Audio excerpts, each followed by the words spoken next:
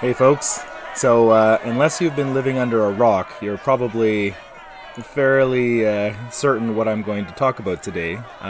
One of the reasons why I suppose it's fortuitous that we're doing this unit right now is that current events are very much about the legal system right now. For those of you who maybe haven't had a chance to pay attention to this yet, the picture that you can see on the screen right now is from Minneapolis, Minnesota, which is less than a half day's drive away from right here in Winnipeg. And it is literally a police station on fire.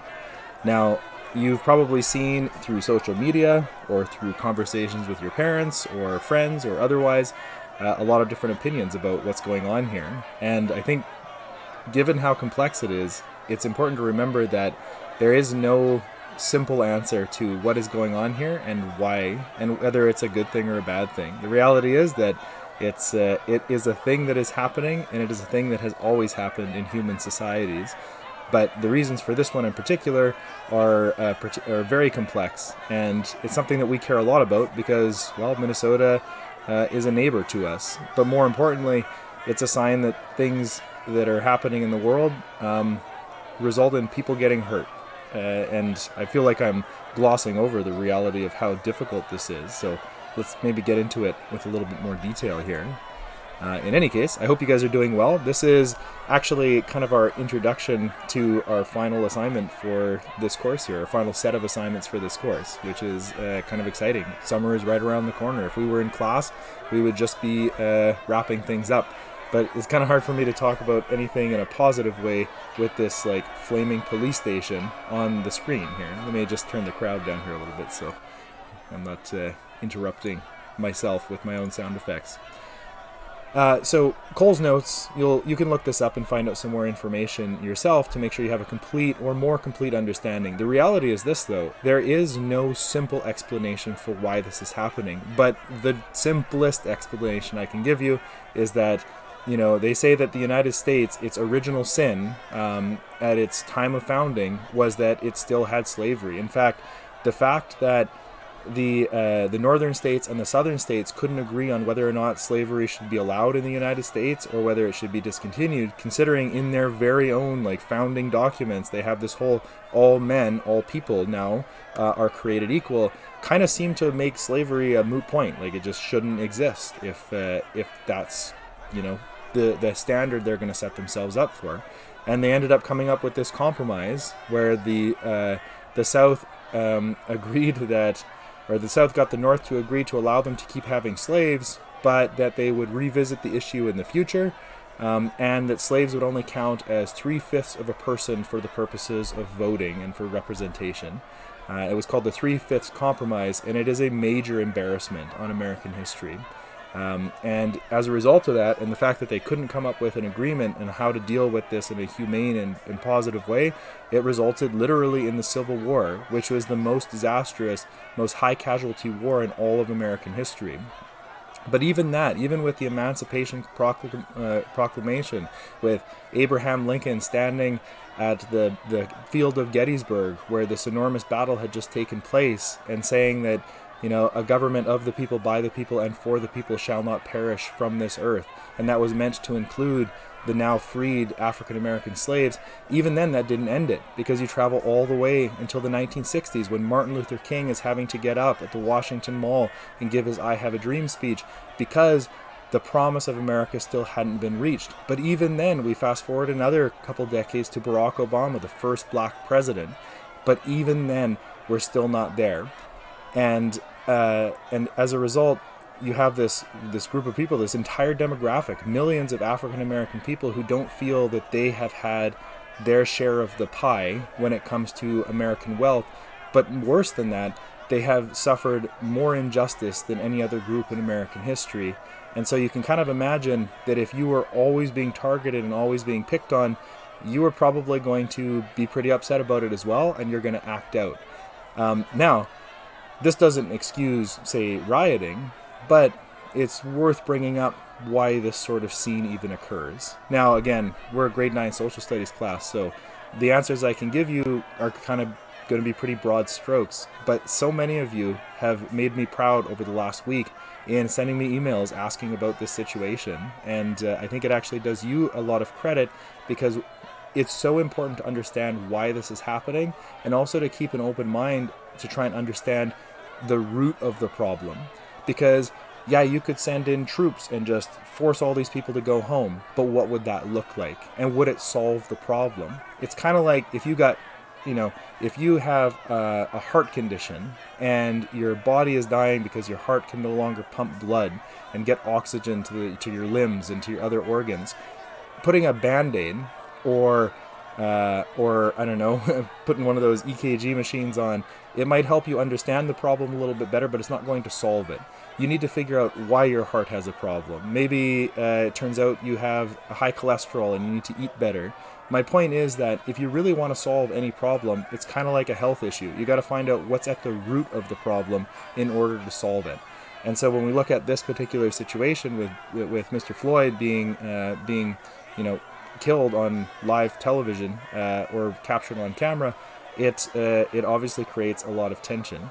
Now, my bias in this situation generally tends to be pretty pro-police, because my dad is a police officer, or was. He's retired now. But I actually asked him about this because I figured I might as well bring an expert's view to the table here, and he feels that sometimes police get viewed unfairly because they have to act in an aggressive way that is more aggressive than most people are used to. So when we see it, we tend to judge very harshly. We tend to think that police are acting too harshly.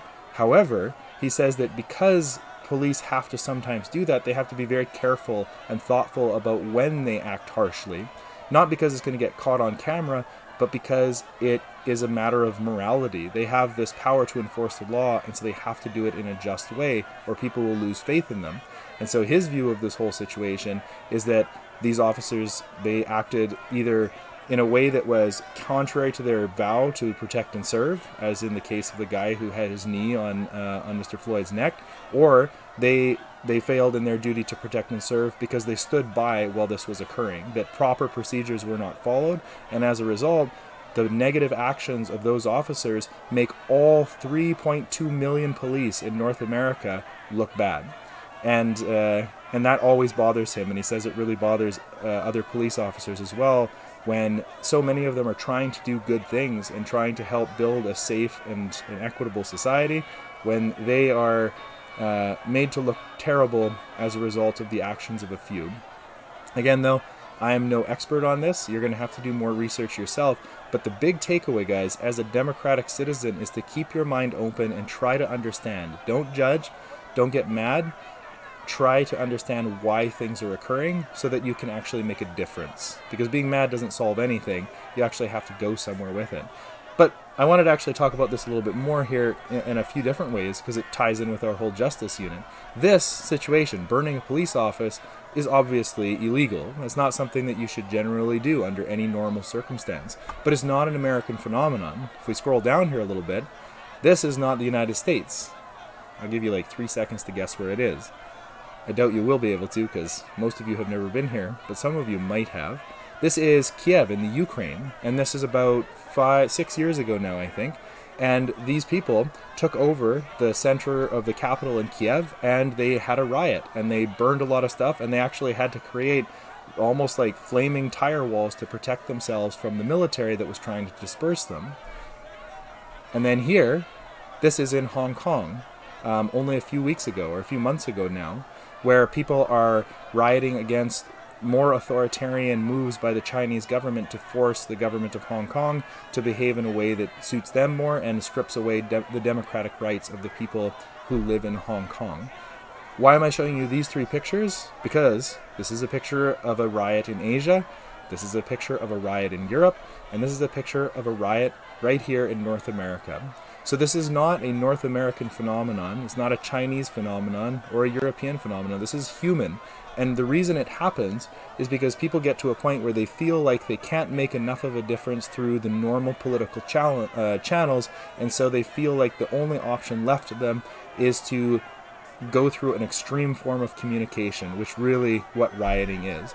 That doesn't make it okay all the time, but as long as it's for a positive reason, like making positive social change, such as making sure that everyone is treated the same under the law, rule of law, which is a main piece of this unit, or that their government is actually beholden to them rather than a foreign country like Russia, who is trying to manipulate this situation, or that their government would continue to hold up democratic values like free journalism and voting and freedom of movement and speech as they're doing here.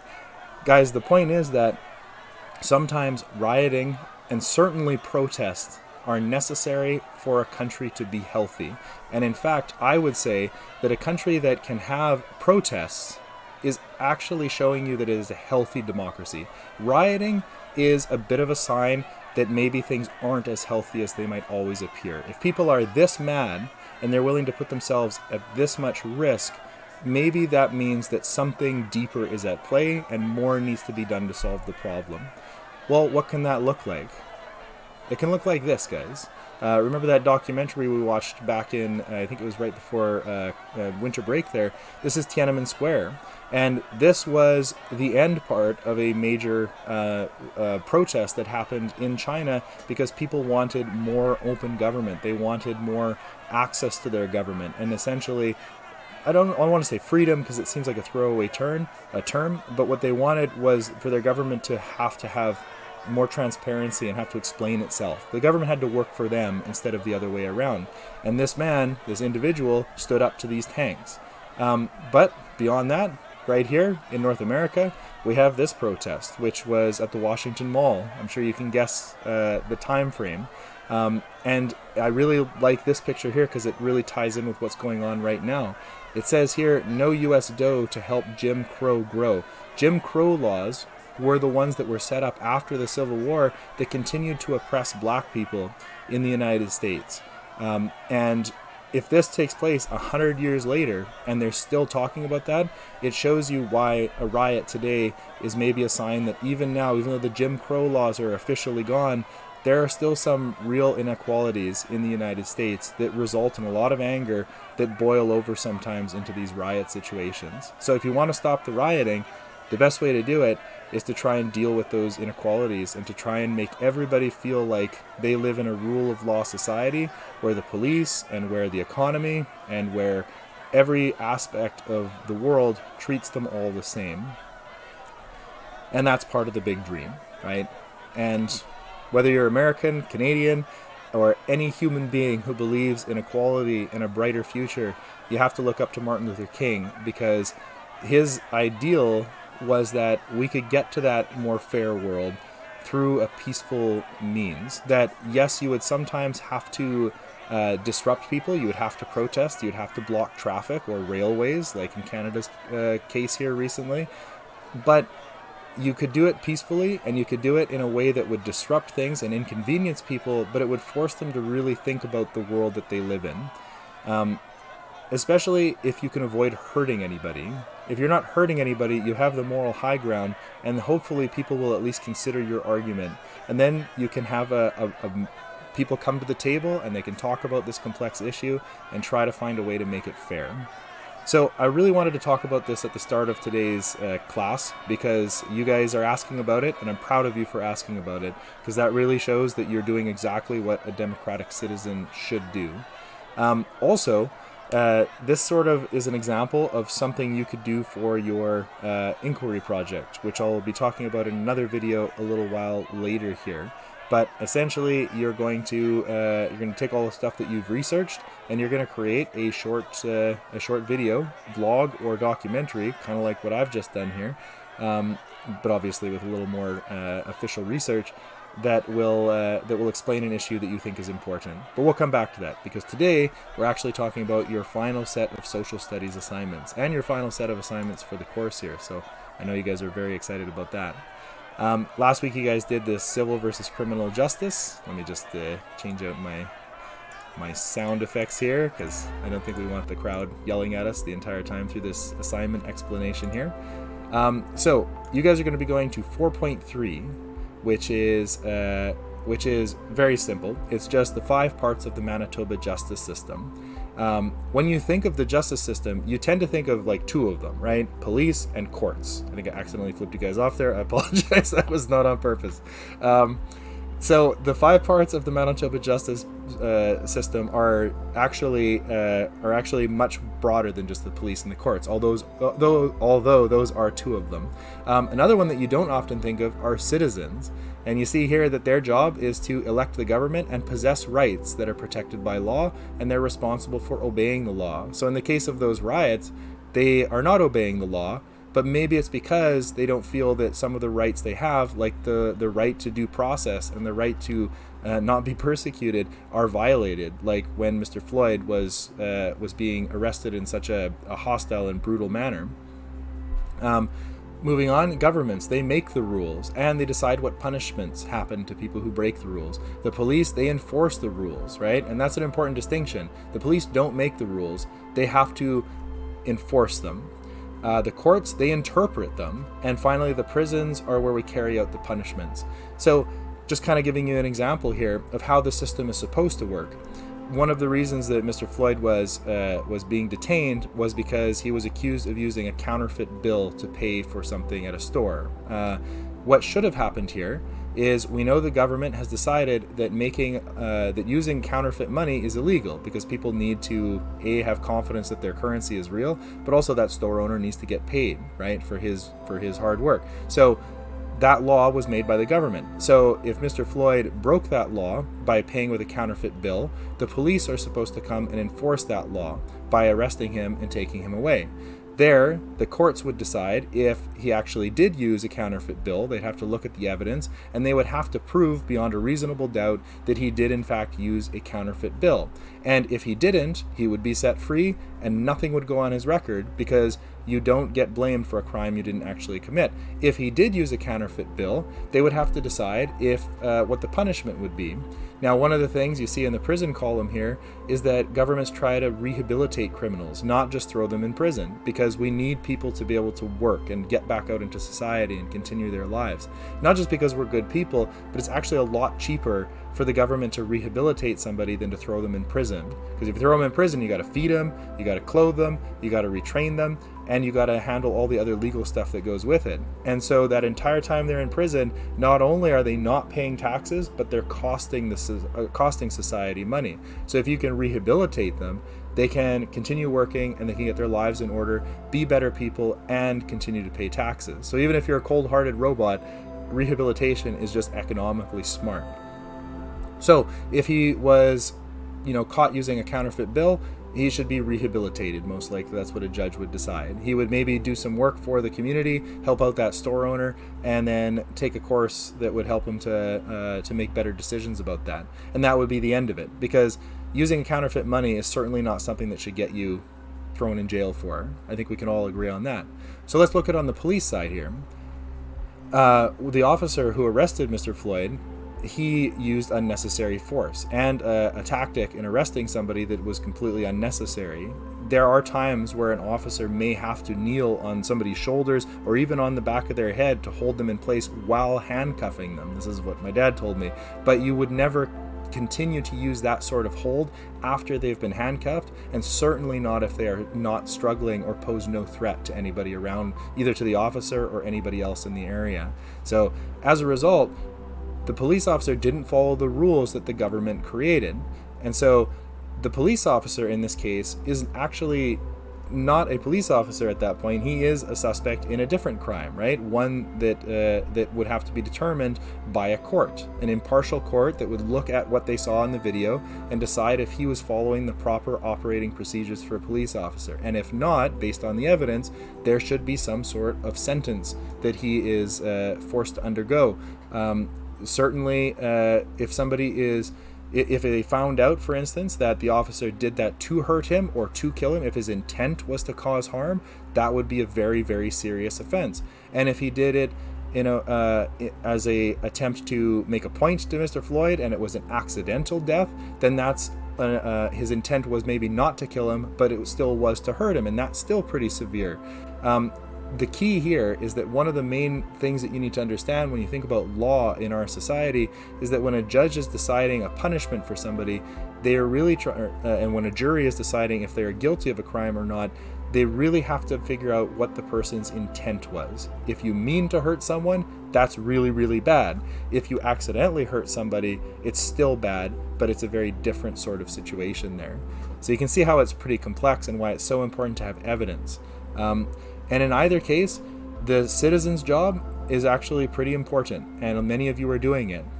Your job is to pay attention to this situation so that you can better understand it, look for situations like this in our own society and try to understand them, and then make sure that when the election comes around, you vote for people who you expect to carry out a just society at the highest levels of government, because that's really an important job, as well as obeying the rules. So what you're doing on this one is you're really just looking at these 5, figuring out what the roles of each part of the government are, and then looking at this key understanding. I'll zoom in here a little bit. Each of the 5 parts of the Manitoba Justice System are necessary in order to maintain rule of law and a healthy democratic society. So think about how all 5 of these work together to maintain a healthy society. Then, the next part is check to see if any of this information, as always, lines up with the stuff in the self-assessment chart. After that, go on to 4.3a. This one is a really straightforward one, and this is, you don't actually have to write anything on 4.3. 4.3a is where you're actually doing your work, and it says here, pretend that you are in a plane crash, leaving 5 groups of people, yourself included, stranded on a deserted island while escaping the zombie apocalypse in the rest of the world. I made this before, the whole COVID-19 thing, but I suppose I could have changed zombies to COVID.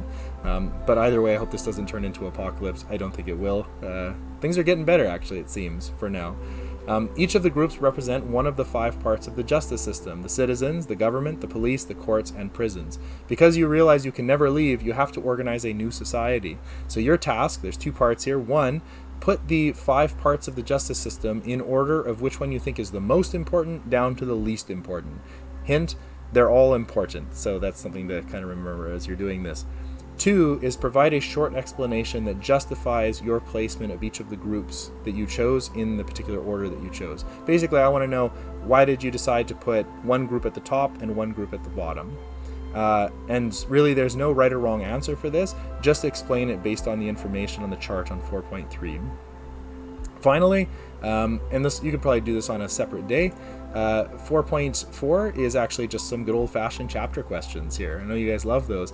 I wish there was a better way to do these, but I really want to hammer home this term rule of law, because we talked about it last week, and the chapter will also talk about it.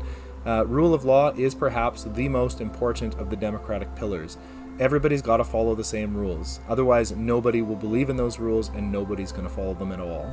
And that's why people end up rioting. If they feel like the rules are not being enforced fairly for everybody, they're going to riot. It's just a fact of life. And so the job of a government is to make sure that the rules are being followed so everybody can have confidence in them. Again, that doesn't excuse burning like a city down. That's never okay. And it's not what Martin Luther King would have wanted. But I do think, again, it's always important to think, why is this happening, so that you can fix it. The information for these questions are all down here. Sorry for the picture quality. My picture taking technology is not ideal, but it should be readable. In any case, that's it, guys. Those are your final 3 assignments for the course. Then you're done. The only thing you'll have remaining after this is the inquiry project, and that's what next week is going to be about. And I'll talk about that in another video here very shortly. So give a look at these assignments. Let me know if you have any questions, and be proud of yourselves for paying attention to what's going on down in the US and being the kind of citizens that will try their best to make sure this sort of thing doesn't happen in Canada, and that we can fix the problems that we have, and we do have many, that could result in a similar situation happening in Canada. Always continue to think and continue to learn. I don't have all the answers. There is nobody in the United States, Canada, or anywhere else in the world that can fully understand or explain what's happening in the US. So it's important for all of us as intelligent, reasonable, and good people to keep an open mind and always continue to learn. So yeah, enjoy this assignment while you're doing that, and we're only a few weeks from summer here, folks. Have a good one. Bye.